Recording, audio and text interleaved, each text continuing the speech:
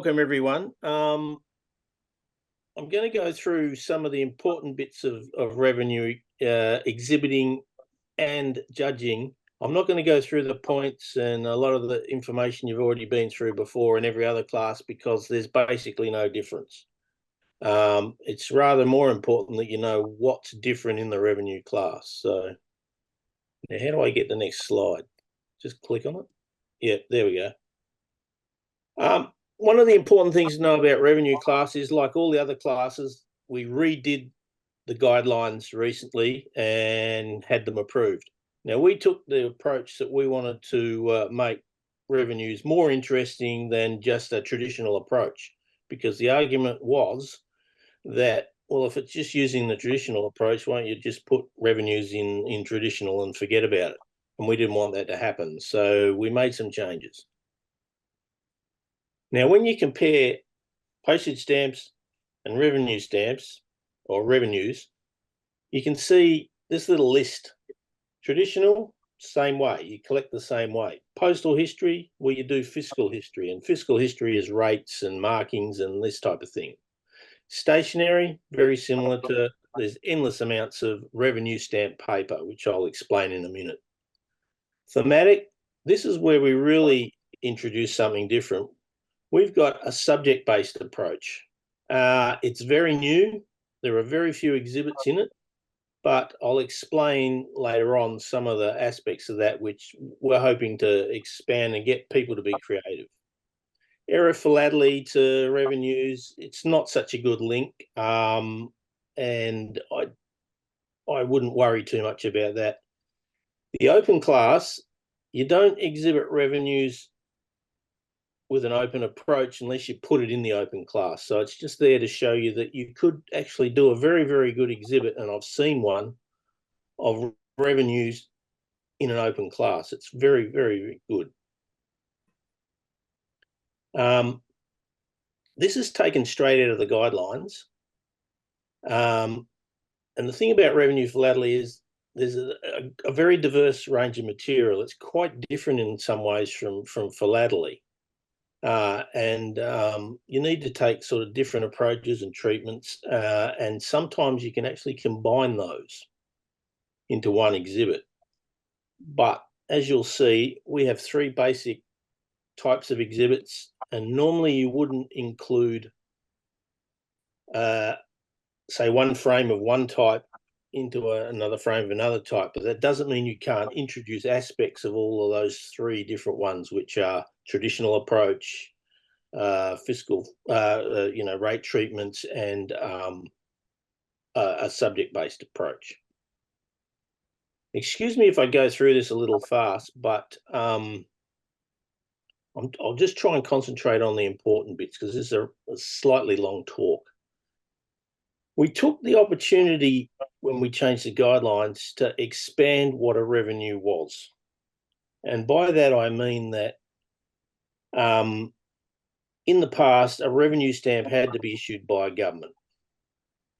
But what we've done is we've added this bit in at the bottom here that basically says stamps from private organisations, and there's a whole range of them, may be considered as revenue material under the definition. But if you're going to show them in an exhibit, it's very important that you give a good description of their nature and their usage and why it's part of your story. You wouldn't expect to put in union fees are a good one. There's stamps for union fees in Israel. Now, you wouldn't expect to put a whole exhibit of that in, but it doesn't mean you can't use some of those to tell part of a story. And that's a quite important and different change. What type of material? Well, as we know, thousands of revenues exist. The best example I was told was one of the German states has something like 130 odd postage stamps and over 2,000 revenues. Well, obviously that sort of restricts what you can show. It's important to note that often you don't see a lot of unused material in revenue exhibits because it was actually illegal to own that material. And it's only occasionally that materials come out of archives sometimes or been sold off that you ever see it. And of course, numbers sold of some of these things is very, very low. You know, 5 or 10 or 20 of a stamp may have been used in its lifetime. Well, it's going to be hard to find one. Here, this is just a basic tax stamp, right? It's for a road safety tax in Israel, and we all know what it is. It's a stamp on a document, probably I think this is a insurance document, and that's how most people think of revenue stamps. Then we've got revenue stamp paper, and this is obviously an Indian court fee, and as anyone who's ever judged overseas will know, you'll run into one if you ever judge revenues. And it's very important that people talk about more than just the impress stamp, but I'll get onto that later. Here, I've moved back to a slightly more modern revenue stamp paper. Here we have the safety tax stamp actually imprinted on the insurance document, and it's got a value, so it's definitely a revenue stamp paper item and quite legitimate within an exhibit. This is where life gets interesting. You'll notice these cigarette packs say UK duty paid. Would you put in an exhibit of these? No. But the one time I think where people sort of use things like this is it tells the end bit of a story.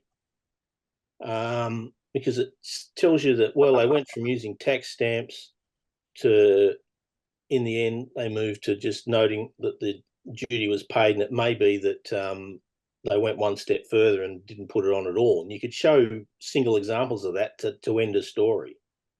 And you may be interested to know that something like 130 or 140 countries around the world still use tobacco tax stamps.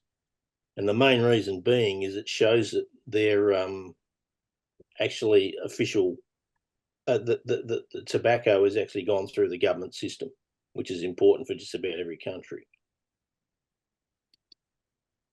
Again, this is another example of taxes paid on a betting slip, but there's no indication, so you probably wouldn't use this again except to end a story, because as you may know, many betting tickets like this in the past have had an indication of the tax actually written on them. So an exhibit could contain a very wide range of different types of material. Most people think, oh, it's stamps, it's a few documents, and that's an exhibit, but there's a huge range of material, as I'll show you.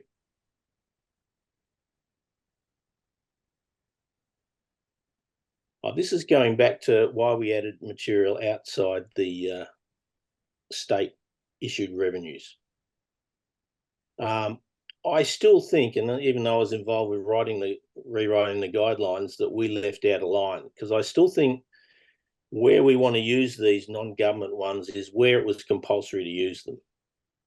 And that would still allow a lot of material in, but it would exclude things like TB seals and things like that, which are really Cinderellas and are not revenues of any sort. It's just trying to emphasize that point that you can use this material, but you have to be careful.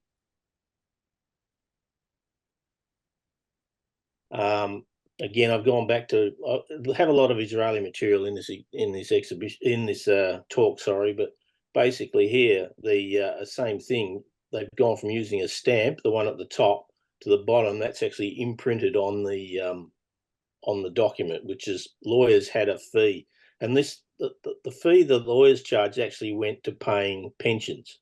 So it's not a government issued revenue, but it is part of the story of these documents. Same sort of thing. This is an insurance agent stamp. I have no idea what value these things were, but they appear on just about every insurance document you ever see from Israel. One of the things you can do in a revenue exhibit too is use other material. The postcard there is actually letting people know that there's a new tax on a defence tax being put on radio licenses. Radio's already had a fee on them, have a license, they're adding a three Israeli pound tax on them. And that's what this card says. And it makes a very nice addition to the story you're trying to tell. The item on the right is, of course, a tin, and it's got the tax embossed on it. Very nice item, but it won't fit in a frame. But as I saw in Romania earlier this year, you can use pictures of those. You can show, and I've got other. There's a lot of tax stamps are put right on the object being sold, so you can actually show the tax stamp. In this case, you'd have to just show a picture, but you could, and also show a picture of the items with the tax stamps on them, because there's no other way to show that item unless you're lucky. So you can use photographs, but you wouldn't expect. It's a bit like the airmail class, where airmails allow certain range of material, outside covers and everything you can use. But so you can also add that to things like original documents telling you what taxes were. You can add those in as well, because they're quite nice. It's another unusual one. This is a watch, and watches had a tax on, and the tax was a little lead seal which was attached to the actual watch. Luckily, that just fits in a frame. Again, this is something unusual. The perforation up the top is saying that the tax is paid. I think it's a legitimate document that you can put in an exhibit, because it's telling you that the stamp duty on the hire car was paid. But again, it's not one of those things you'd fill an exhibit full of. And this is what I'm talking about, where the tax stamps are actually stuck right on the actual item. Luckily, these sales taxes that on the record are quite common, but they're always found on things that you can't put in a frame. Luckily, a record fits nicely, so you can get lucky sometimes. Again, these are quite rare. These are sales tax and luxury tax. And unfortunately, they put them straight onto the piece of furniture. Somebody cut the piece of furniture off, cut the tax stamps out of it and sold it, luckily. Because otherwise, if you try and soak those off, they stain, because the wood just soaks into the. So you can get lucky sometimes, and it allows you to put things in frames that you might normally not. Again, we're all familiar with embossed duties. There's like the one on the left. That's a very typical embossing, and many countries have them. But what do you do about cash register imprints like the one on the right? I believe they're just as legitimate. And again, they tell part of the story, and people might put them in, they might not. It mainly comes down to modern revenue material. If you've got modern revenue material, you're likely to have something like this somewhere. But that is definitely an indicator that the actual tax was paid, and I think they're quite legitimate. But again, you could show hundreds of these, but it'd be an awfully dull exhibit.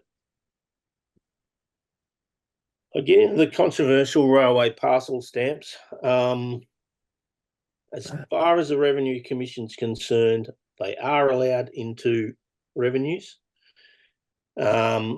They're more normally put into traditional, but they usually don't do that well. I think, depending on how you tell a story and the nature of the material, because some of these railway parcel stamps in some countries are issued by the post office, so they're quite legitimately shown in the traditional class. But but these ones are just a fee for a service. They're a fee for transport of a parcel, and I think they fit just as well into revenue stamps.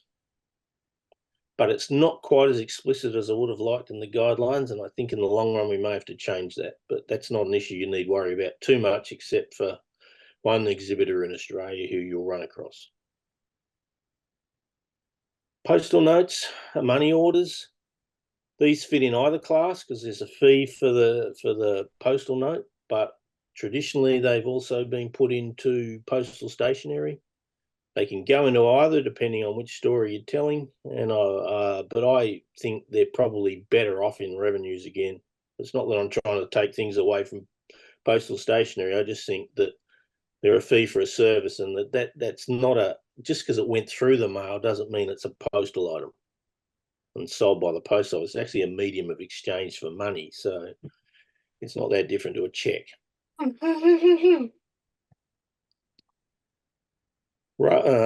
Here's some obscure ones. These are railway tickets. Now, certain people in Australia will argue that, well, it's a fee for a service, but it's not. The interesting thing about these is they've got the actual basic fee for the ticket, which is the 1,000 at the top, and the 100 under it is actually a security tax, which was added to the tickets back in the mid-50s during the 1956 war. That's what makes these a revenue item, not the fact that they're a fee for a transport service. I doubt that tickets such as this, bus tickets, whatever, will ever get in unless they've got some other component to them. Saving stamps. A number of countries in the world have saving stamps. You buy these things, put them in a booklet, take them to the bank, and you get money deposited in your bank account. I do not believe they're revenues. Again, they're a medium of exchange. They've got no tax component to them whatsoever. And I doubt you'll ever see them in an exhibit, or you shouldn't.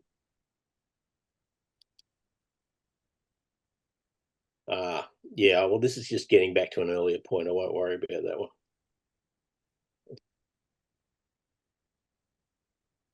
Anyway, this is basically when we rewrote the guidelines, we knew there was a great range of material. And what we want from exhibitors is for you to get innovative and try different approaches. We don't just want straight traditional approaches all the time. We'd like some of the other areas in the guidelines tried out. And the thing towards judges, which you're all here for that reason, is that the guidelines are not prescriptive, and it's very important that you understand that as a judge. If an exhibitor uses marginal material to tell their story, they shouldn't be penalised unless it dominates the exhibit.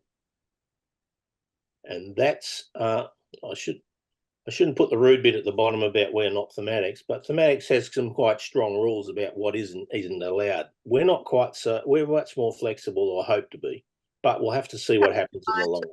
You should have come to my talk, Darryl. There are no rules. Oh yeah. Sorry. So this is the three different approaches: traditional, fiscal history, and subject-based. But we're also considering that anyone who comes along and can be pretty flexible in the subject, it shouldn't say subject treated, it should say subject based. So I must apologise. I took some of this talk from somebody else's. And as it says there, we'd prefer you to stick to one approach. So if you did a traditional exhibit and had 4 frames of that and you thought, oh, I need another frame, and stuck in some postal history at the end, that's not going to do well. And judges, you should note that and judge it appropriately. But if the fiscal history is spread all through the exhibit as just part of showing usage and everything like that, then that's quite legitimate.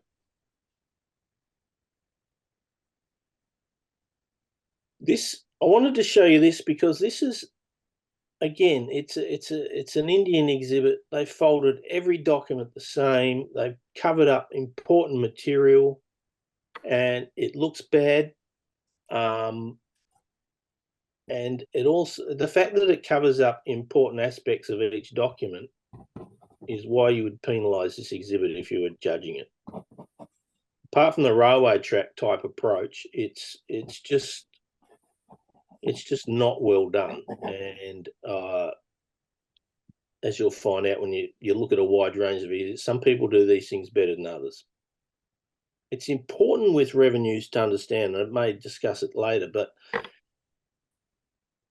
try and show the whole document if you can. You can't always, but it is important to show what is important on that document and explain it. That's why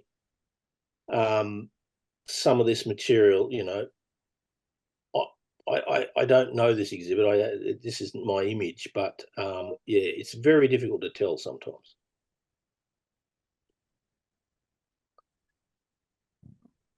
Judging revenue exhibits can be tricky because you'll run across areas you don't know anything about. But again, most of what you're judging you will is all standard format stuff.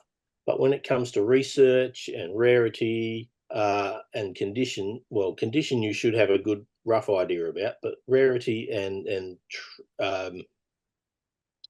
research are the things that you really need to get information on if you can.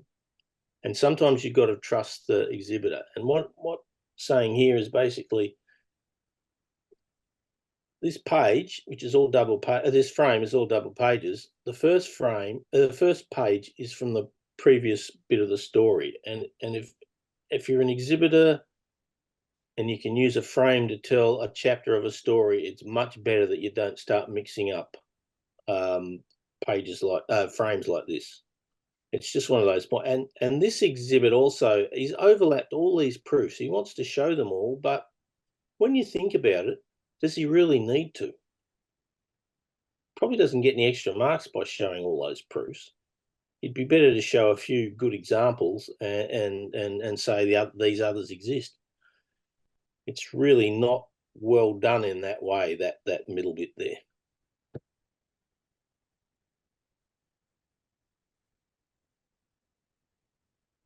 In traditional, well, this is exactly the same as in traditional philately.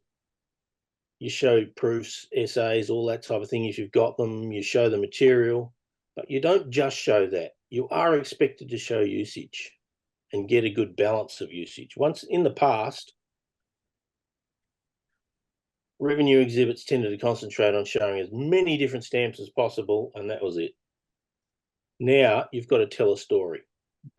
Like every other class, you've got to tell a story of this material, and you can't do that unless you show usage where you can get it. Obviously, sometimes you just can't get usage.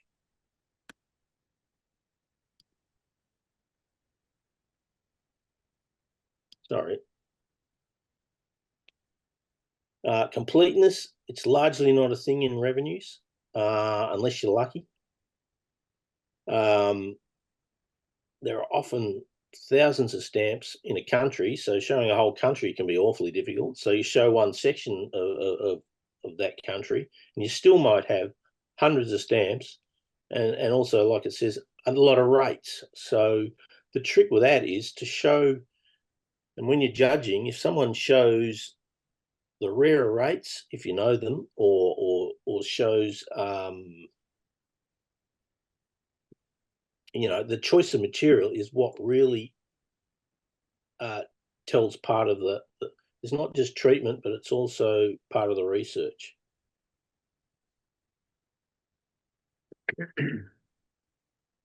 Same thing, that's with balance, making sure you actually get the story balanced.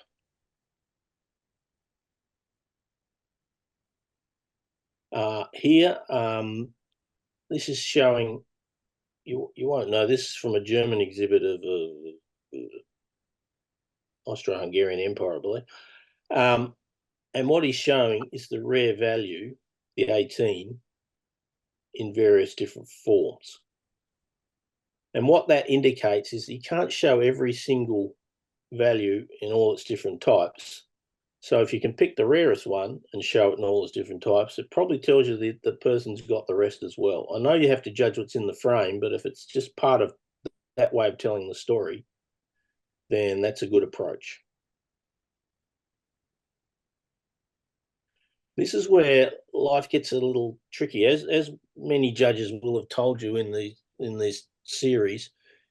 Importance is the bane of most judging. People either agree or disagree with it. Now, we too have split it into 5 points for importance of the topic and 5 points for the collection and its area. Now, the importance of the topic's not so hard once you get some experience in judging revenues.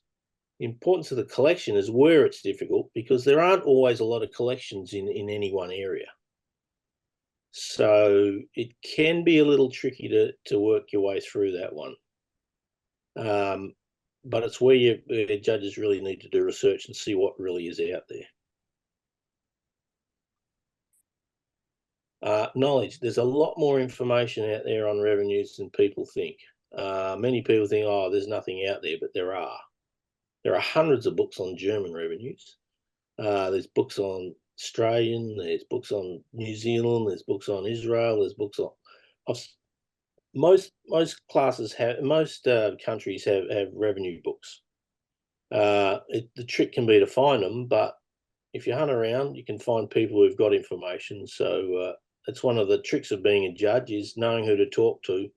Just try and find out information.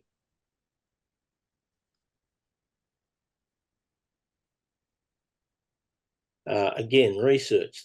This gets back to the choice of material. If you're just showing the stamps, because I managed to buy them in an auction, and the few proofs and the odd printing variety, that's not really the whole story, even in the traditional approach. You have to show usage and properly explain how that usage is. It may be quite straightforward in some cases, and in other cases there may be a lot of different usages you could show, and that's where the research comes in, because you want to show the important approach.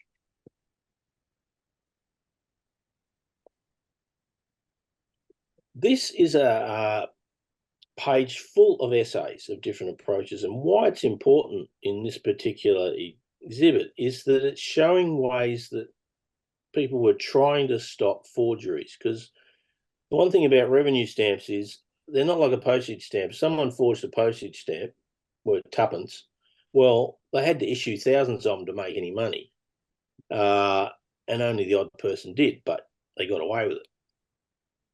You forge a revenue stamp, and you might forge one worth a year's wages to someone. Well, that's a big difference. That's why revenue stamps have taken a lot of cases have taken a much more important approach to being less able to be forged, because they were worth real money, and that's how governments made their money, because income taxes and things weren't that common way back when. Condition. As well, these two tins show the revenue wrapped around it, and it's been split. Revenue stamps often get damaged, as I showed earlier. The ones on furniture, if you try and soak them off, you'll ruin them. Beer duty stamps are often torn in half because you were supposed to spike them when you open the keg. All these types of things. Tins have, they've got the revenue stamp, and how do you get them off? You're supposed to rip the revenue stamp when you open a packet of cigarettes. So condition in revenues is not the same as condition in stamps, in that you have to know what the condition you might expect. And that's the difference. That's why, especially things like cigarette tax stamps, it's better to leave them on the actual packet of cigarettes if you can. Again, many revenues are defaced when used. India had a habit of doing it with all their material, perhaps so you couldn't reuse it. I don't know, but certainly maybe it also meant it went through the system properly. This is the choice of what material to show. Like this says, 75% of the material you see will be like the one on the left. If you're lucky, you find one like in the middle, and a great rarity would be a nice colour cancel on the stamp at the. Can everyone see these? Sorry. Yeah. Anyway, again, do your mixed mint and used on a page. Postage stamps, they tend to tell you not to.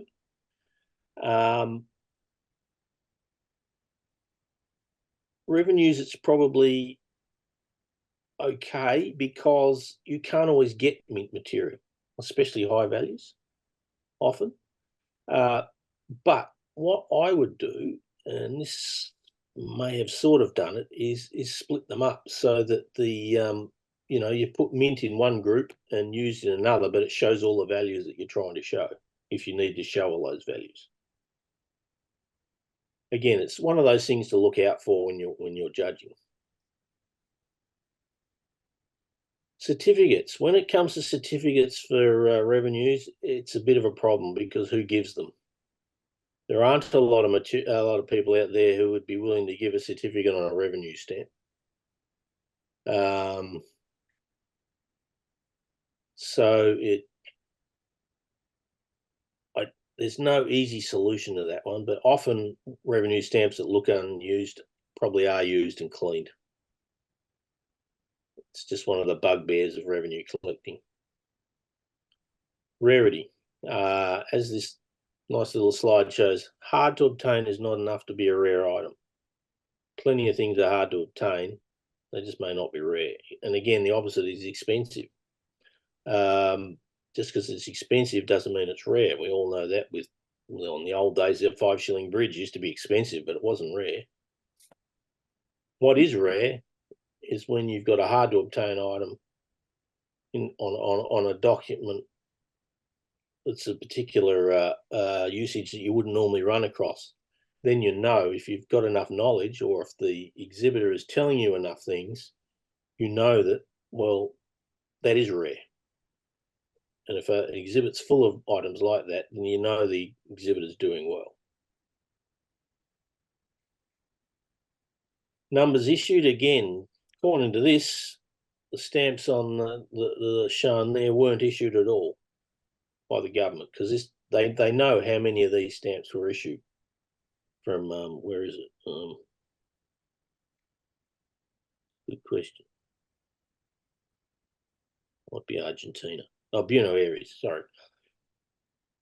But clearly some did escape, and they do exist. Again, that would show rarity. This document, it's actually a German document for the creation of a company. And why it's rare is because it just happens to use an incredible combination of stamps, but they're all legitimate and they couldn't have been made up any other way, really. And it also uses the low value, which is hot in my thing, it's hiding behind all your images. That low value is quite rare used. So this bike, if this was a philatelic item, you'd think it was made up, but it's not. It's legitimate, and shows a very rare usage of a company formation with all the different taxes paid using those stamps. So that is true rarity.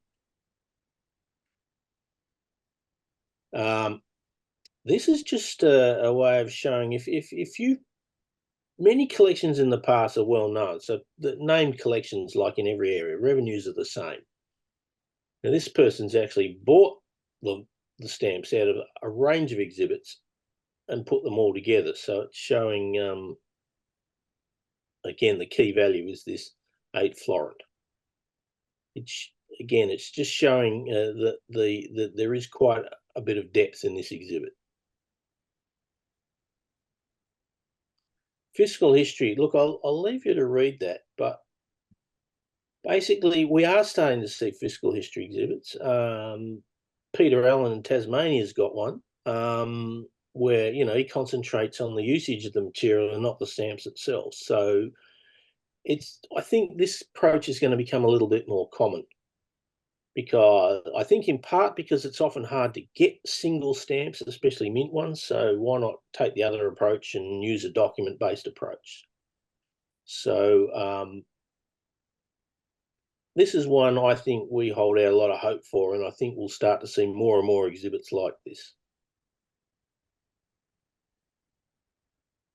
Again, in fiscal history, stamps not so much important, but how it's used. And follow the tax system, and hopefully you've done some research on their various laws that make up that taxation system or fee system or whatever. And that's the story you're telling, not the story of the stamp and when it was. It may not even be important when the stamp was issued. It's just how it was used. This is an interesting item. This page, printed document, was actually issued by the US government to show the 34 kinds of documents that became taxed back in the 1850s or 60s, well, 62, sorry. But like it says, Austria had 2,000. So you could show an exhibit and show examples of each of these stamp duties in the US, but you couldn't possibly do it for Austria. So that's why you need to do a bit of research to know background of what's likely to exist and might exist, and how they tell their story. Can a document be shown without a tax? I think they can, because especially if they're the start of a story, it may be that a good example might be I've got a whole lot of identity documents from Israel with stamps on them. But before they started issuing them with stamps on, they had plain ones. So you could show one of those or whatever. I'm not quite sure what this document is, unfortunately. But you could show them as the start of the story. Just like a story often has to have an end, if it's got a start like this, it's quite a good idea. Would you show unused material in a fiscal history? I don't think you should. So if you've just got a plain piece of revenue stamp paper, uh, unless it was important to telling part of the story, and maybe it was the fact that the 45 Kreutzer value had a very particular usage and they virtually don't exist, you might put one in like that. But in general, you wouldn't put unused material into a fiscal history the same as you wouldn't put mint stamps into postal history. Again, the use of pictures and illustrations, don't go to extremes, but like putting maps in postal history or images, if the document you've got relates to a famous person, there's probably nothing wrong with putting a small picture of that famous person in there if it's relevant to the story you're telling. Oh, sorry. With fiscal history, also, if you've got one archive and you write that up, so by an archive, I mean sometimes an archive comes out and all the documents are dumped onto the market and you buy them and that's the only usage you can find. But it doesn't necessarily tell you the whole story that you're trying to tell. So be a little careful, and as a judge, take notice of that in an exhibit, whether there's a mixture of documents and usage or whether they're all from one source, in which case it's probably not quite as good an exhibit. This page is, these are finished revenues, and it's probably a traditional approach, but what it is he's got the stamps and he's also got a document with usage explaining the tax law and all aspects of that document. And that's what people really need to tell. He's not just showing a couple of stamps used on a document, he's telling you why they're there. And that's important. And as a judge, that's what you need to look for, that they are telling the whole story. Again, this is just talking about the fact that there's, rates on documents can be a fixed amount, they can be a percentage, and percentages this is probably a percentage document because it's got so many different values on it.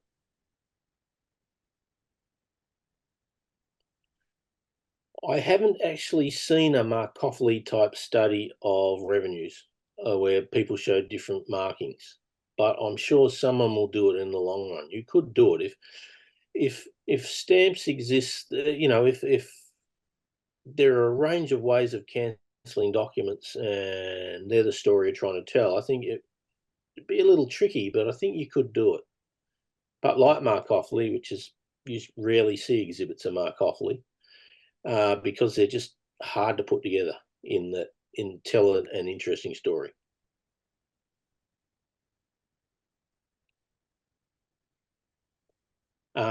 This is another aspect of things. Quite often when you get revenue documents, they've got a fit, they can have especially if they're older documents, they can have a fair bit of history to them. Because whether you, this year is as far as we know, is the 400th anniversary of revenue stamp paper. So the earliest revenue stamp paper known is from the Netherlands in 1624. So there's 400 years of history there. And, if some of those documents you come across in time are important and historical significance, well, that's all part of your story too. And they should tell you that.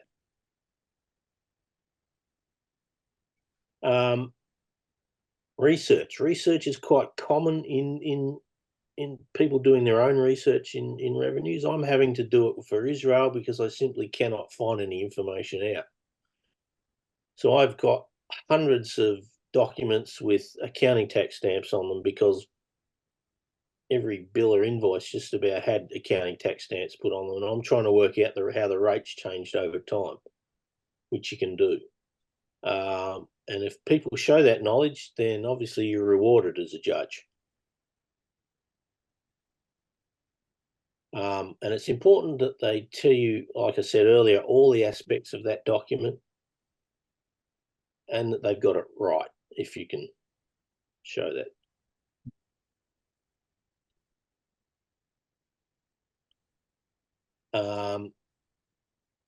This second point's important. Don't show what you cannot describe. So if you've got a cutout from a document, even though you might know what the whole document was about, if you can't show that, you probably shouldn't either use that piece, or if you need to use it, don't explain things that aren't shown.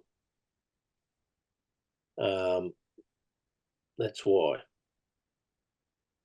And like it says at the bottom, if they start choosing significant documents or difficult to find rates or whatever, then obviously that's the sort of thing you have to reward as a judge.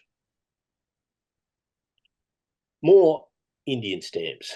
And the important thing about this is some of the writing between the hand stamp and the actual stamp, you're not just talking about the stamp, but you're talking about other aspects of the actual item, because those things actually either legitimize the usage or whatever. And even though you can't understand them, the person who's writing up the exhibit has to understand them and explain them, and not just show a piece of paper with a stamp on it.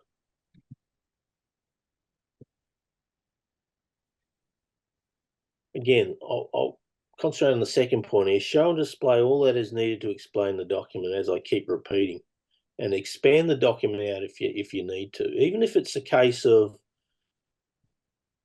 if you need to take 4 pages to show one document, but you can explain the whole reason for that document by doing that,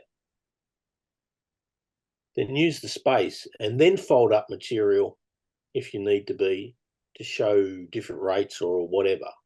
Because having 4 documents in a frame is not necessarily going to be a very exciting exhibit. But if you have to show one full size, then work a way to do it. And I'll get down to the old sex appeal of a document. It's the same with postal history and many other things. There are things that are called sexy covers. Well, sexy documents are the same. If they really look good, then why not use them? Cut squares. Many people have cut squares because there's no other way to get a usage of a particular item. Whether you'd show them in fiscal history, probably not, because it's a bit like showing a used stamp in postal history. If you're showing the postmarks, yeah. If you're showing the cancellations, maybe you might use 1 or 2 if you had to. But a whole fiscal history exhibit with a lot of these in, probably isn't fiscal history. It's probably moving back to the traditional approach. So that's just one thing to be wary of.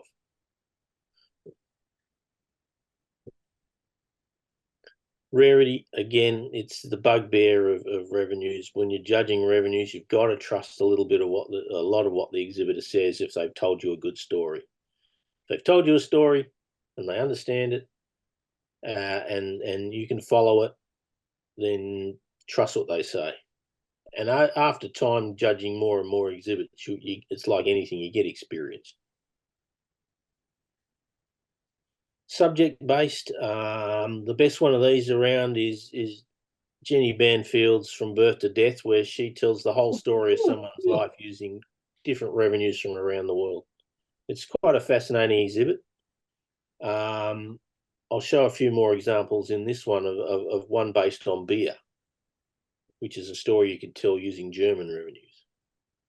But such exhibits aren't very common at the moment. We're hoping people will get quite innovative and start doing them, but we'll just have to see what happens.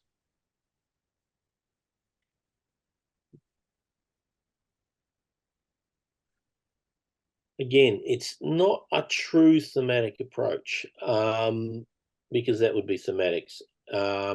It's illustrating a story, whether it's like this says, whaling, bicycle riding, whatever. If beer, entertainment taxes are a common one. If you can tell us, I reckon you could do a fairly good one on entertainment taxes. There are people in the world who collect entertainment taxes, but to tell a subject-based approach using entertainment taxes, you might actually do it best in open, believe it or not. I'm not trying to get rid of revenue collectors, but it would be quite an interesting story to tell.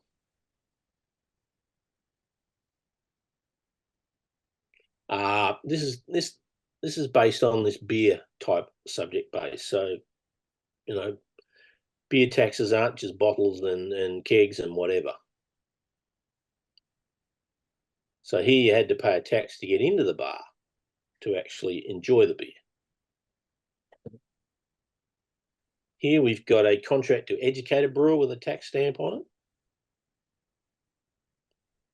The warehouse file book, where they noted the beer coming and going, had a tax stamp on it.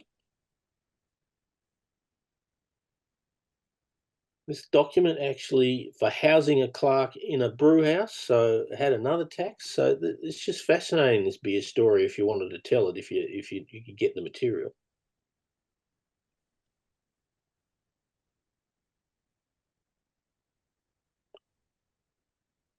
This is another important point to all exhibits. Postal history 2C, open, and this subject-based approach. If someone's got an exhibit, added a few postcards and the odd other item, that is not an open exhibit or a 2C or or even this subject-based. But you do see it. You will run across opening or these types of exhibits with just a few extra items added in that people thought were nice. You've got to tell the story with documents and stamps, and it has to be a complete story, and it has to have a good variety of material.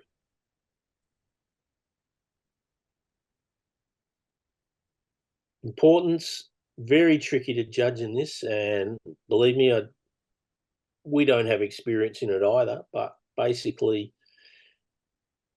how relevance, this social relevance of the subject. So say you were doing immigration, that might be quite an important exhibit, given what happened around the world in the last 200 years. How many countries are covered in the exhibit? Is it just a random selection of countries, or does it tell a specific story? And that's, again, a quite important approach to take.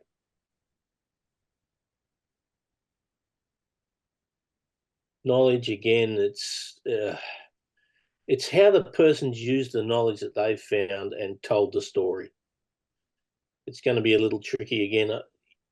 Being national judges, you won't have to worry about this too much, but it will happen. Here's an early patent for beer with a tax stamp on it.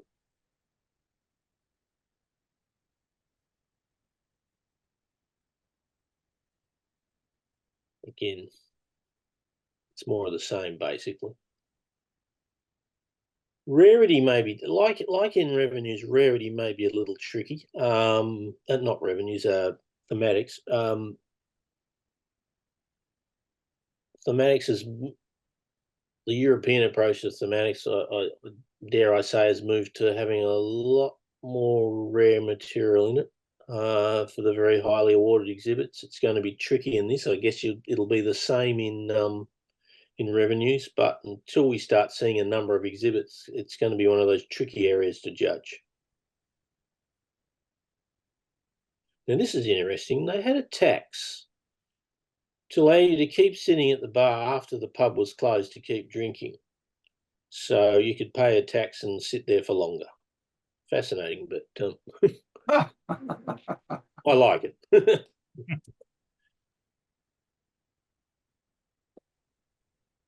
Right.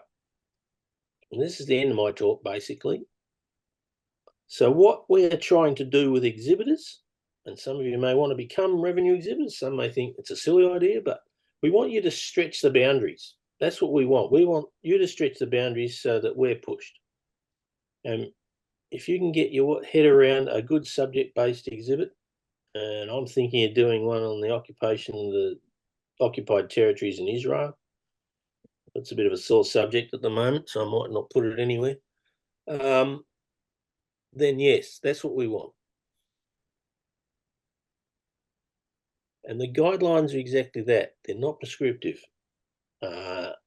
We've got definitions of revenues, but we've broadened. It's going to take judges some time to get their way around the new guidelines because it's clear that people still think it's largely traditional.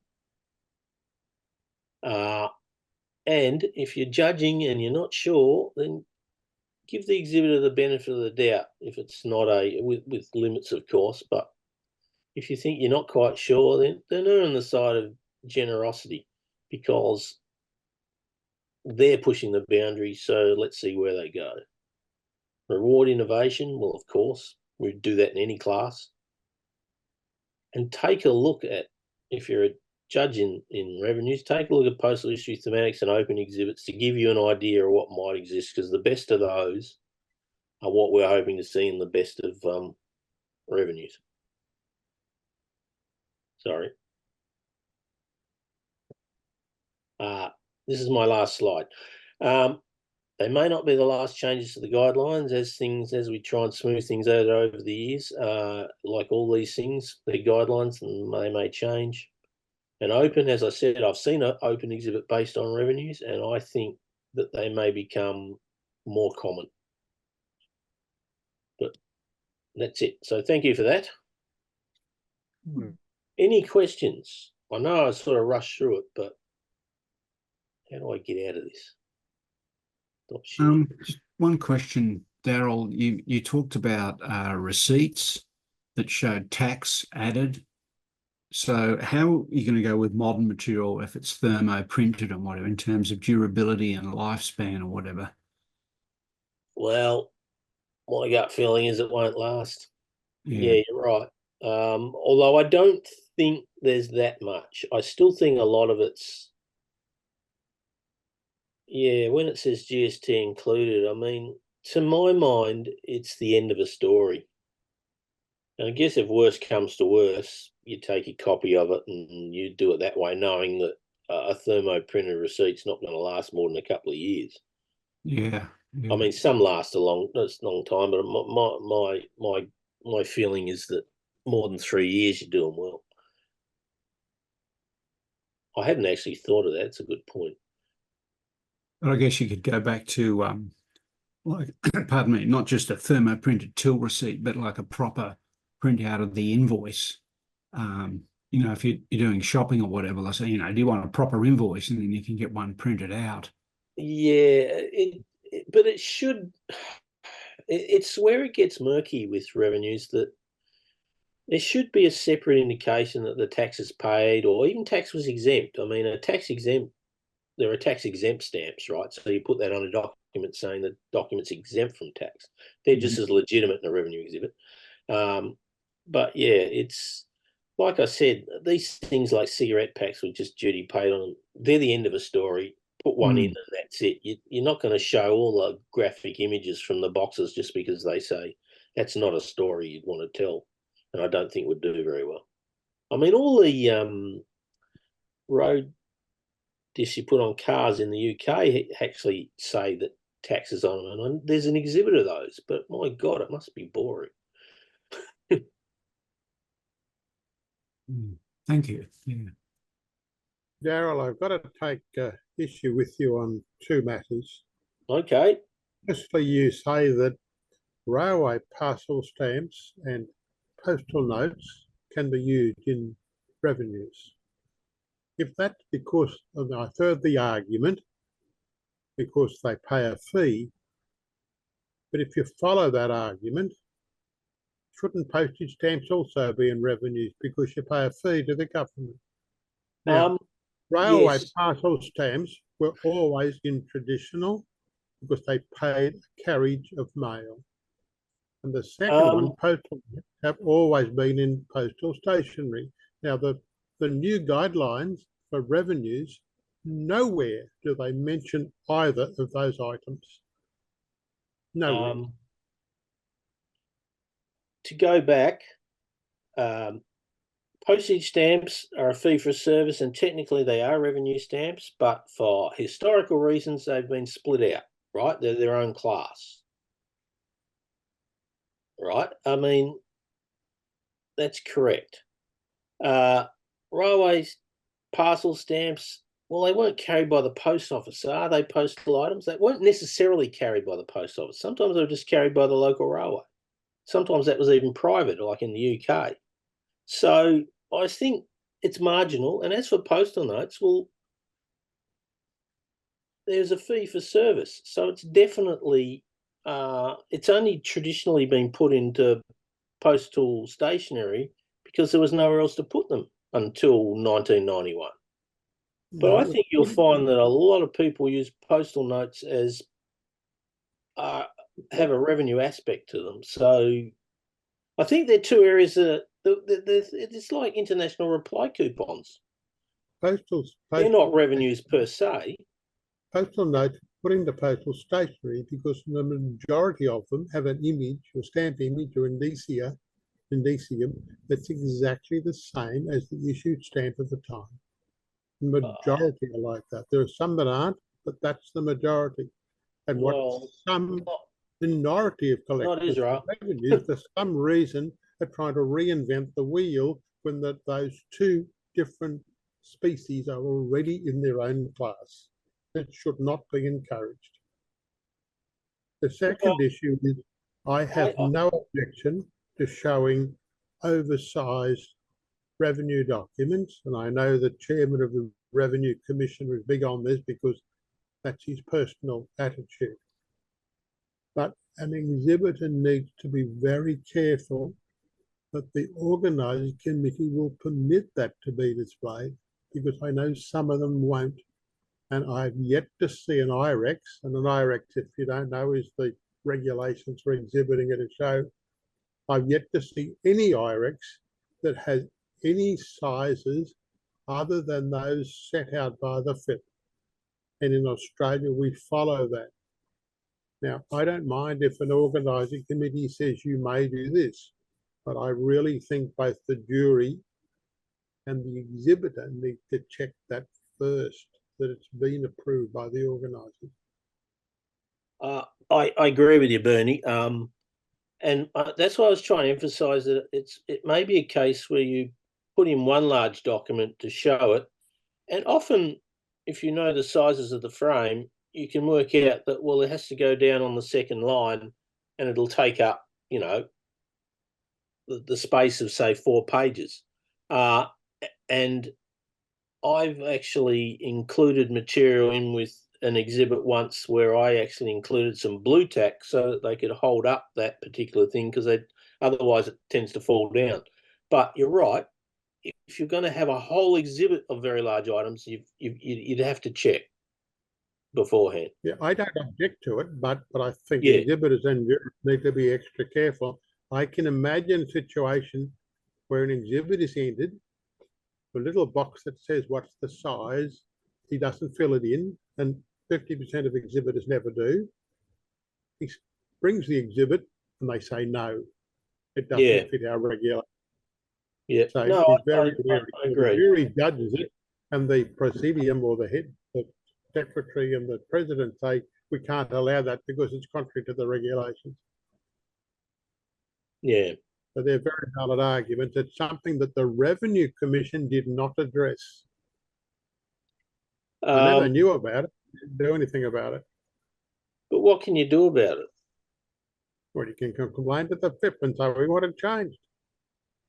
I've never saw anything that came to the FIP about that. No, that's a good point, Bernie. I'll raise it. That's my 2 bucks worth for the night. No, well, I am very disturbed. I am very disturbed, not with you, Darryl, but with Stephanie Bromser, who was eating chocolates tonight and not sharing them with other members who were here. Yeah, so I haven't eaten yet. Darryl, just by pure coincidence, I've got my trailer rego has arrived. And it's called a tax receipt. It actually talks about the tax that's paid for the rego that would go on and be displayed. Would that be defined as a revenue item? No, I don't think it is, because it's just a receipt. You see, when I was talking about receipts earlier, they had separate stamps added to them to indicate the taxes paid, or they have a separate imprint that says the tax is paid, or they might even have a cash register imprint, which is pushing it, but it's no different in some ways from an embossed thing. But where you've just got a receipt which says, yes, GST included or whatever, it's not really a revenue item, except that, like I said, you might use one to finish off a story, because it's always nice to have an ending to a story. And, you know, apart from cigarette tax stamps these days, I don't think that many countries use revenue stamps still.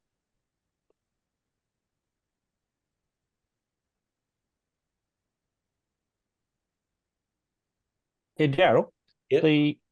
We're touching back on the railways being revenues or traditional. Now, on our worksheet here, the questions asked, are they traditional revenue under FIP regulations?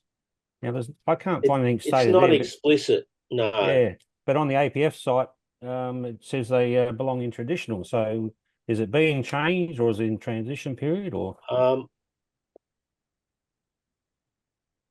To be honest, what we tried to do, and it didn't end up in the guidelines well enough, which is why I think they need to be changed, is that it depends what aspect of the story you might be telling, and you might be able to use them in revenues, but you know, it's tricky. They've always been done because they were considered parcel stamps, and a parcel's like a post office, and even though a lot of the time they weren't carried anywhere near or by a post office, so I don't think they're postal in nature. But some countries they are. So you know, Belgium, I think, had parcel stamps that were postal in nature. So yeah, it's one of those tricky things. There's not a good answer to that question, and it's going to be, I think, a bugbear forever. But not many people actually show railway stamps. Not fair apart from Dave Ellsmore. Mainly because the trains don't run on time. That's why, Darryl. Yeah. Don't pay a fee for a service if it doesn't happen. But ours are 50 cents now if you have a train. Yeah, Yeah, that's pretty good. But at the end of the day, Darryl, if the upshot of trying to show parcel stamps in in revenues is that they are always transferred to traditional, you may as well give up and let them go to traditional. There seems to be more of an argument and more of an acceptance that they belong. No one's arguing that they belong in traditional. They're only saying they may. Are you sure you want to sometimes show them in revenues? Why don't we make the whole? Look, I don't think we'll win it. No. I will disagree with postal notes, though. A postal note is not a postal item, right? And it's got a. I disagree with you, Darryl. Sorry. Hey? It is a postal item. Why? You're paying a fee. It's a postal service. You're paying a fee to the post office for the postal note that you're sending through the mail. Yeah, but there's yeah, all right. So it is it's a fee for a postal service. It's not a tax. It is possible in some countries it might be a tax, but generally it's not. Yeah, but fees and taxes are still revenues, right? Well, they may be, but we've got this distinction between postal fees and non-postal fees. We've got a bell, but I think the next round's about to start. And as for international reply coupons, they have to go in postal because there's nowhere else to put them. Well, postal stationery is where they're explicitly allowed. I think you're right, Darryl. There's no problem with it. The reason why they're in there. Yeah. The reason they were in there was that when they hived postal stationery off from the original class, which was just traditional, the people at the time realised that they didn't belong in traditional. So where will they go? Yeah. They will go into stationery because technically, although there are examples of reply coupons stuck on an envelope, it's not usual. They're very hard to find. I've got 2 and Walker might have 5, and there's probably 6 more. That's it. So that's why they were put into stationery, and they've stayed there ever since, and they are not moving. No, they're not revenues at all. That I will agree. Stationery people will retain them. Yes. Yeah, no, they can have them. and Stephanie Bromsey, you're not having him in your thematics either. All right. Can't you put them in thematics? Why not? Why not? And postal stationery. Of course you can. They're only allowed, if they're allowed in thematics, only if they are the only thing that is possibly available for you to show your story that you're trying to tell. And even then you have to state underneath it, you know, they shouldn't really be there, but they are allowed. So if you did a thematic on the UPU, you could use them. Yeah. You can't use lots of this type of material. I said if there was one that you needed desperately to tell your story, you'll get away with it, and you're not going to get good marks for it. But if it's accepted that it should be there because it's the way to tell your story, we've been through that. Yeah. No. You need to talk back for yourself, Darryl. I have to agree with you, Steph, and by and large, they're not what you'd call attractive. Probably 22 years ago or a bit longer, Ed Druce and I actually commissioned some artwork for some more appealing reply coupons. And when we were in Switzerland and working with the UPU, we tried to get them through. But unfortunately, the local printer had an in with the UPU and we had no hope. We didn't get there. They brought out a new style, but it's not the attractive type of thing that we had in mind, which was like a miniature sheet that people would even think was stamps are so nice, but no. And that's one of the reasons they call it. The design and the artwork is still crap in my view, but that doesn't make them not collectible. And I do collect them still, but it's just disappointing they didn't pick it up.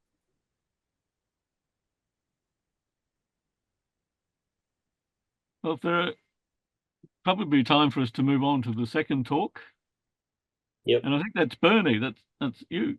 Good evening, everyone. As you can see, I'm extremely experienced in this technology. So welcome tonight to the judging of the youth class. If you're wearing or you have the seatbelt available, I suggest you strap down and come for the ride because it's going to be a bit bumpy. Firstly, I must admit that your chances of judging youth in Australia are quite limited. We have never been very strong in this class, and that's not through lack of trying. But I think, unfortunately, if you've been watching the Olympics, it's an outdoor sport in Australia, and you normally don't use stamps out in the sunny backyard. So here we go. Three important aspects to remember first. There are three age sections. We call them classes in the shrubs and also in the classes except thematics and open, but then they regress into guidelines and call them sections again. Large vermeil is the highest medal you can award for A and B, but not for C. And generosity is required in judging youth. Keep in mind that most youth exhibitors do not have big pockets, especially the younger ones, and even the older ones are subject to what their mum or dad or other mentor is inclined to stump up with. The special regulations, otherwise known as SREBs, were last approved in Portugal in 2010. That's 24 years ago. No revisions, no amendments. So unfortunately, it could not be called the most active class. The other thing you will notice if you've read, and I hope you've read all the guidelines, the English is, well, it's not quite Google, but it's getting there. Probably now the current Secretary and President are Chinese, and they're not to blame because Stephen Chan in Hong Kong speaks perfect English, probably better than any of us here. And even Zhang Weiwei in Beijing speaks reasonable English, so it's not them.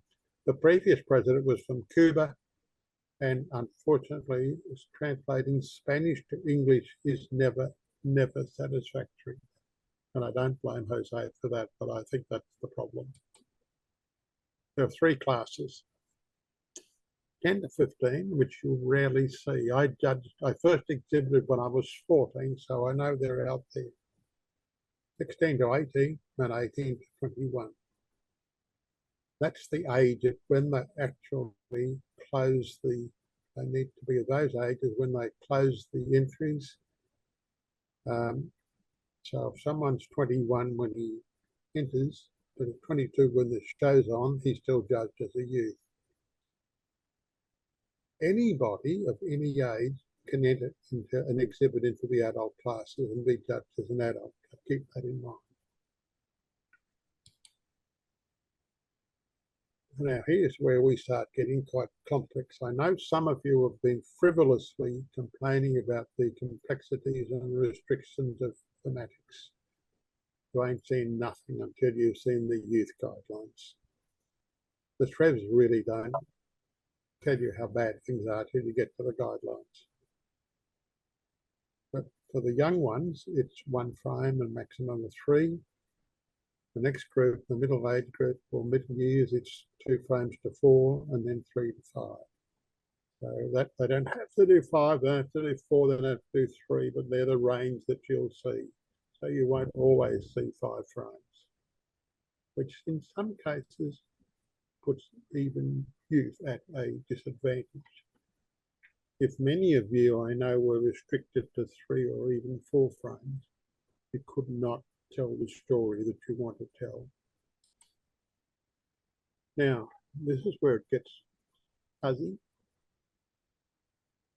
You'll see here that you've got when the A, B and C have moved a bit, but you've got 3 rows. In each class, you've got different points for treatment, knowledge, material and presentation. Now, this doesn't be a problem for you unless you get an exhibition where you've got half a dozen entries and they're in different class age groups. So it's important if you do that, that you sit down in a quiet manner later, just check that you've done those right assessments, because it's going to be very hard when the critique comes if in fact you've given a boy who's 12 the same sort of points as someone who's 19 and it just doesn't stack up with that. You'll notice too in this class they come in with different criteria such as material, and then you get down to presentation, which is huge compared to the adults, and there's a reason for that. So keep in mind that when you judge, you've really got to have your marbles about you, and you've got 3 different forms. Regrettably, organising committees tends to mix up the forms, and I'm sure when you're judging the 21-year-old, I'll give you the forms for the 10-year-old, so be careful. I've been caught, that's how I know. There's the treatment, the knowledge, material in thematics, and it's similar. But again, you've got this material trick. Now, why do I have 2 different things? It's because there are guidelines for all classes except open. For some reason, the youth people forgot that we had open coming. So it didn't go into the guidelines. And there's a separate criteria for thematics, and I can understand that. But all the others are the same. So here you've got traditional and revenues all the same. There's no open class. So technically youth can't put in an open class entry, which is unfortunate. I will be raising this in a couple of months with the president or the chairman of the Open Commission. There's actually a joint chairman, I noticed the other day, Peter Sohardold, and I forget who the other party is, and Berth King is the secretary, so it's going to be interesting. Feedback.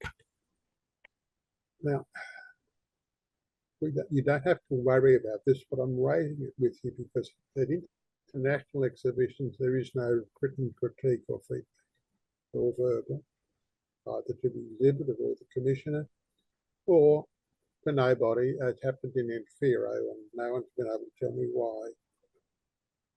Each exhibitor is entitled to receive his or her evaluation through the National Commissioner. in Australia, every exhibitor, youth included, gets a written critique or feedback. Much of the wording in the guidelines is unintelligible, and sometimes it's just too specific and I think unnecessarily no. I have no idea what the English word appends means. I don't know what intended explication means. I worked out what stuck stamps and stamps on covered mean, but again, I've never heard of anybody call about stuck stamps. Shipment, as you know, is an American term, not an Australian term. It's the same as the Americans call posting shipping. I often delight in telling vendors at eBay, and please send airmail. I don't like things coming by sea mail. They really don't get the joke, you know. But keep in mind that if it's hard for you to understand some of the guidelines, imagine what it's like if you're 14 years old. I won't go into details, but you'll see here they're unnecessarily restrictive. Everything in the guidelines is spelt out like he's 5 years of age, and young kids, 12 upwards, are not young kids anymore. They're quite smart. They don't need all this demands, I think is the word to say. So when you're judging youth, treat it as if it's an adult, but keep in mind that they're younger and there are separate criteria for treatment, etc., etc. So that's, I think, something you should definitely keep in mind. But other than that, throw the guidelines out. Now, they say in the types of exhibits must be correctly explained with the vocabulary, definite technology or whatever. The problem is that a lot of the words they use in the guidelines aren't words we use in philatelic at all, okay? So again, you'd have to be cautious. The type of text will be used like plain postal features, proofs. The postal materials will be thoroughly verified in order to avoid fakes or manipulated element.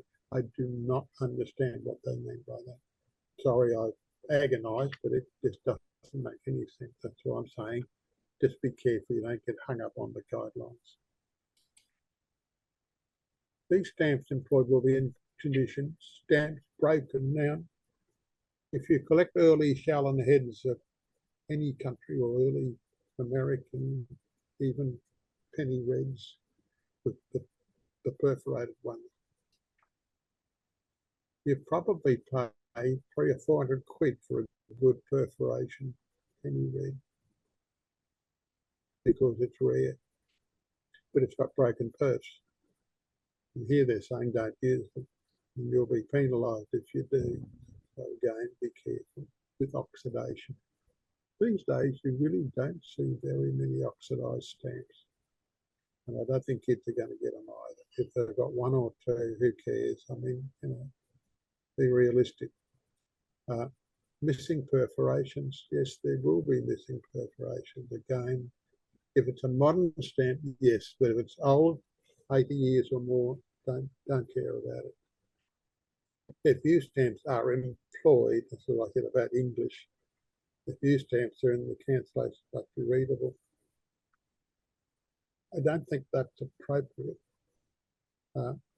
unless the cancellation applies to what they're talking about. So if it's postal history, yes, it needs to be readable. And if it's thematics, it needs to be readable too.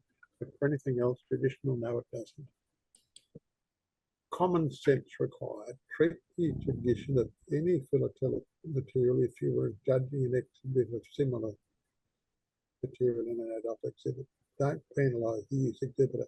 I find it difficult to understand why the guidelines are so complex when the same people talk about encouraging the youth to collect and exhibit, and they're making it so hard to do so. Why is youth judging so restricted? I think it's a misguided attempt to prevent youth exhibitors youth exhibits being submitted that were actually prepared by adults. Now, I've had this argument in juries where they say, oh, one, he could not afford those material. There's no way this is his. Two, oh, he's used a laser printer. There's no way he could afford that, and it's definitely not his. So he hasn't done this. And I think all the wording and the knowledge is his father's or his mother's. What they forget is that some of the best exhibits in the world from adults, the ones who win Grand Prix, have never typed one exhibit in their life. They're all done by their secretary or by a professional. I know there's a guy in China, and there used to be a guy in Thailand who wrote up all of the major food exhibits. Those exhibitors were never penalised for that. And even today in FIRO, you will find that some of the top awards, gold with special prize plus, were not done by the exhibitor. There's nothing in the regulations anywhere that says they're not to. But this, unfortunately, is why they're so restrictive on youth. I can understand they're trying to say, well, make sure the youth does it, and it's unfair to somebody else who does it himself and as against the guy who mum and dad does. Unfortunately, though, I don't think you can pick and choose like that. If you allow it in one, you should allow it in another. But as I say, it's a long time. It's 60 years since the last time I exhibited as a youth. I don't think I did very well. I think I got a certificate of participation. That were those bastards from New South Wales. I'm sorry about that, gentlemen. St George Philatelic Society. Now, the difficulty with poor English words, the juror expects that everything will be spelled properly. I'm sure all of you have seen exhibits where the wording is, the English is pretty awful. Don't penalise the youth for that. As you know, I've recently had a cochlear, and I'm on a Facebook cochlear thing, and the English I'm getting from some of the Americans is absolutely appalling. You have absolutely no idea how they spell. They can't. So here we are, special and first day covers on uncirculated material. Now, some of you may see that on eBay or Camp, where they'll talk about uncirculated. It means posted. So, you know, if you see some poor kid who's put uncirculated on his exhibit, don't penalise him, he's got it off the database. But it talks here about the relevant document. With regard to stationery, the exhibitor will always show the whole item, and in case it is needed, a copy of the printed stamp will be included. Now, I don't know, I really don't know what they're talking about. Do they mean that if the stationery and the indicium is the same as on the issued one, they want to see that? I think what they mean is that if you show a postal card, such as the Australian postcard, the Australia Post, you'll show the indicia from the other side. The only problem is that's no longer required in thematics. So why is it required in youth? So again, I think the guidelines have been prepared without any reference to other classes. So please keep that in mind. What I'm really saying is do not penalise the exhibitor if you see there's a stamp stuck there that doesn't belong. And then doesn't say printed stamp, it should say, you know, the stamp image from that stationery or something clearer. So I think that's what they mean. So again, just be very wary if some poor kid puts that beside it. Don't penalise him or her because they're only trying to do what the guidelines say. Now, frequently the exhibitor will not be at the frame because he or she is young, but mum or dad might be. But maybe a parent or a mentor or both parents. Hopefully, for your sake, there'll be one parent and not two, because they can speak it together at the same time. Ensure you communicate to the exhibitor, not just the minder. Now, you've got to keep your cool whenever you're judging with feedback with adults. It's much harder with youth. It's not the youth that you need to worry about, it's the mother. The mother will always think that you've done her child badly. If the mother's extremely upset and argumentative, you immediately will realise that the mother typed the exhibit and probably selected the material and the information. I haven't been caught, but there's a couple of times I've realised halfway through the feedback that the mother did the exhibit, not the child. In some cultures, of course, it's getting the gold medal that's the be and end all, not how it got there. So be kind again to you. And that's all I've got for you now. You might think this is unnecessarily short, and you're right, because all of the sessions you've had so far have dealt with judging with all the other classes. My advice to you, if we're judging you, is to follow the guidelines on all the other classes, but keep in mind the youth guidelines, especially the threads, as to the types of things you'd like to see in a new exhibit. Material, carefully selected, that back up their topic, and back up what their story is. The knowledge about the item, about the stamps. Keep in mind they will probably include jam labels, as I call them. Stamps that have never been issued by a post office but have Solomon Islands and Burkina Faso and Mali and Mauritania on it, but they've never been to those countries. So keep that in mind, that they don't know that. And look at all the other positives. Now, one of the big things in the youth exhibiting seems to be that it's all neat and tidy and that sort of shit. That's not philatelic. But you need to be aware that they followed the guidelines and they tried to do that. Now, I know one juror always wants to see the bottom line with all the stamps exactly the same. Please don't do that, because that's not fair to the exhibitor.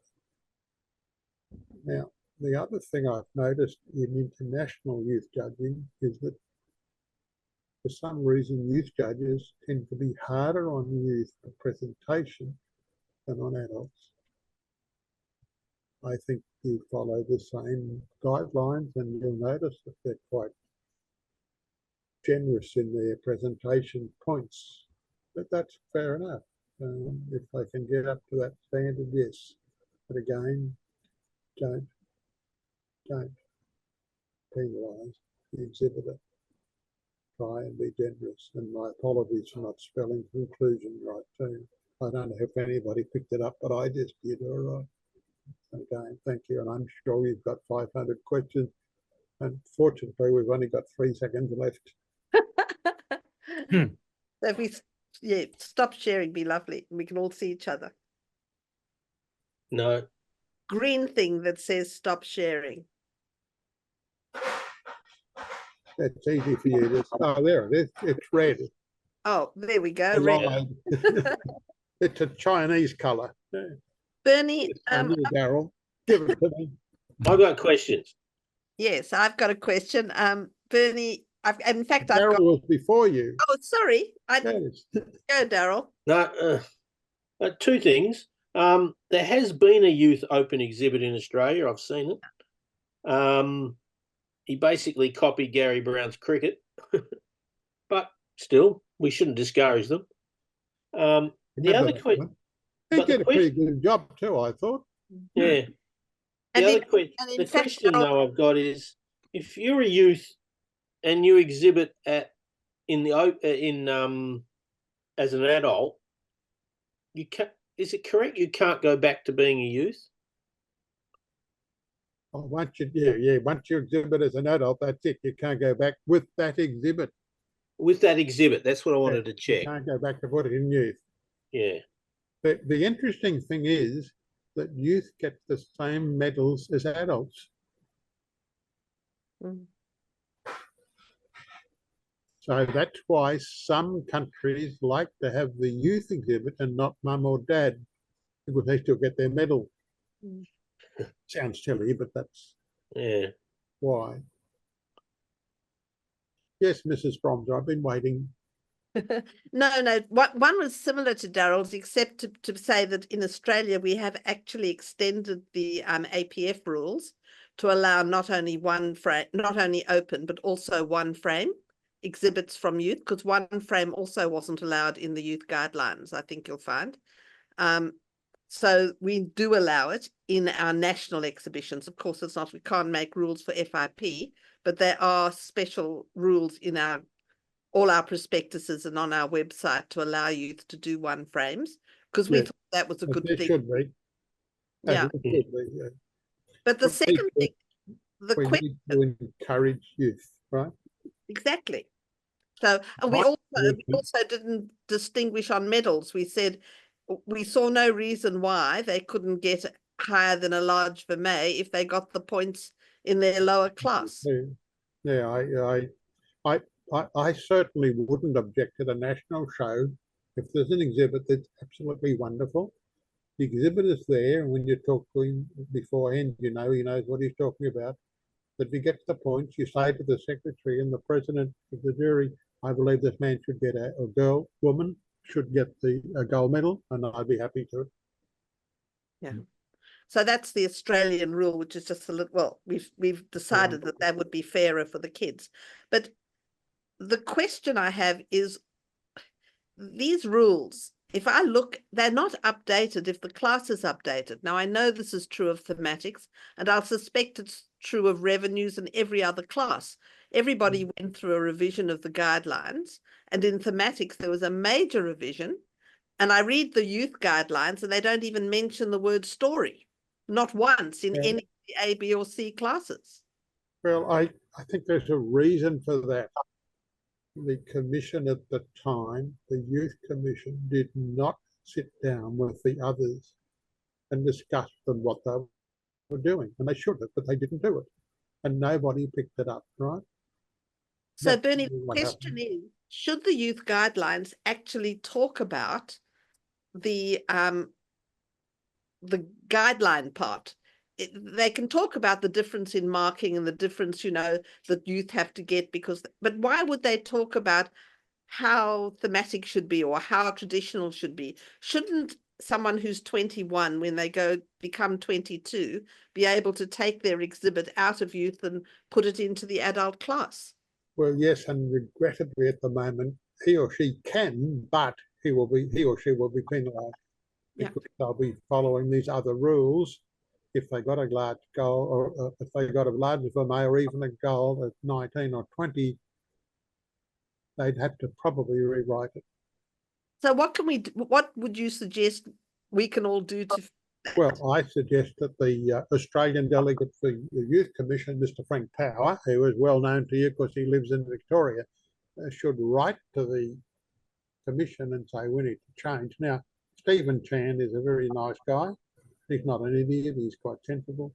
He looks about 24, but he's actually 50 something. I'm sure he probably has already realised. Oh, I'm the president or the chairman that they need to be reviewed again, and I think perhaps Australia should take that up, that they need to, look at those guidelines and change them and improve them, because they're not suitable at the moment.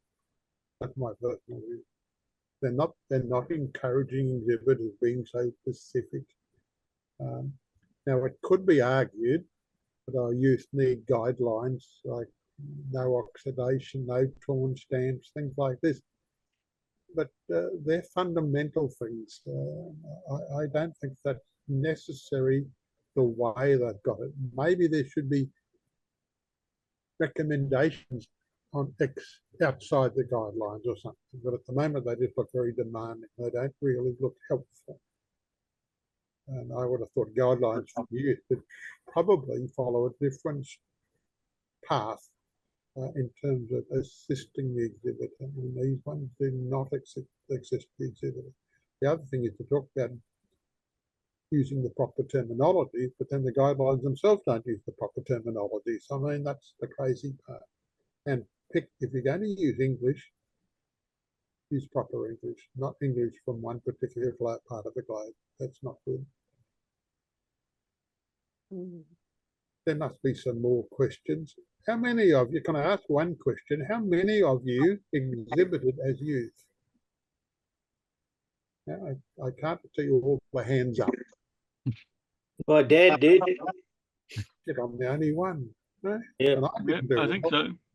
My biggest There's problem, one. Second with that, one. I'll get to you in a minute. My biggest problem as a youth was I exhibited at the Queensland Philatelic Society when I was 14. I used to get a bus about 25 kilometres at night once a month, and there was only 3 youth, and one obviously had a lot more bloody money than me. So every time we had a club competition, he'd win, and I'd lose every time.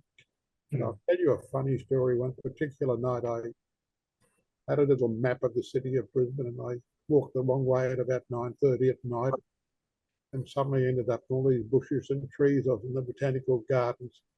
And I don't think I've ever run so fast going back. I could have got into the Olympics that night. But and the reason I ran was not just the dark, was the fact the bus was leaving in 10 minutes and I walked the wrong way. So, and there was no more buses after that one.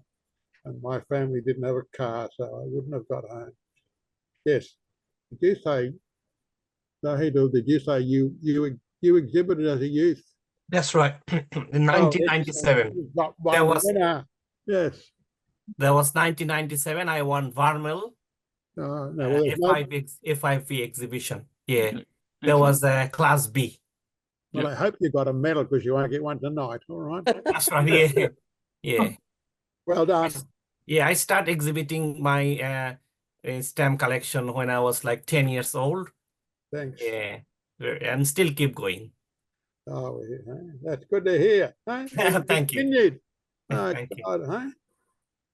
Did you stop collecting when women came along? No. No. I try to I try for my son, but it's very hard, not interested. I think the Yes. grandson will do it. All right. Definitely. There's always a gap.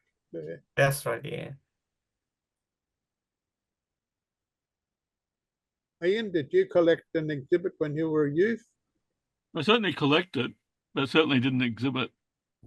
And I never saw you at the Queensland Philatelic Society. No, well, they didn't meet anywhere that was accessible to me by public Oh, transport. I had that problem. You had a train from bloody Shorncliffe. What are you talking Yeah, but about? they didn't meet in the city. All right. They moved out somewhere else. It wasn't Wynnum, but it was somewhere else. Oh, I did Windsor. It was Windsor, I think. That's right. Yeah, we moved from the city to an old Methodist church hall in Windsor, which was actually not close to any train or bus service. And I don't think Redcliffe had started by then. Yeah. I did go to a couple of the Toowoomba little shows. Toombul shows at Shopping Town. At Toombul. All right, well, it's gone now. Yes, it has. Well, it's Yeah. still there, but it's about to go. I looked up the records and found Ian McMahon went here to demolish that,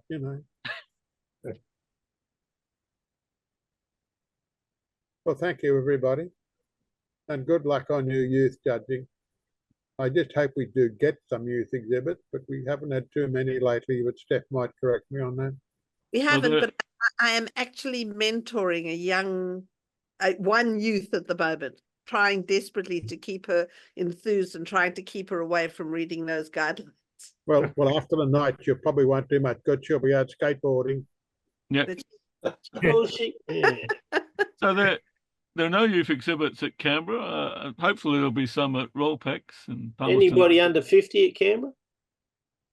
Oh, well, I think joking. I think Echo should be the bloke out there because he's obviously got experience more than any of us. All right. That's right.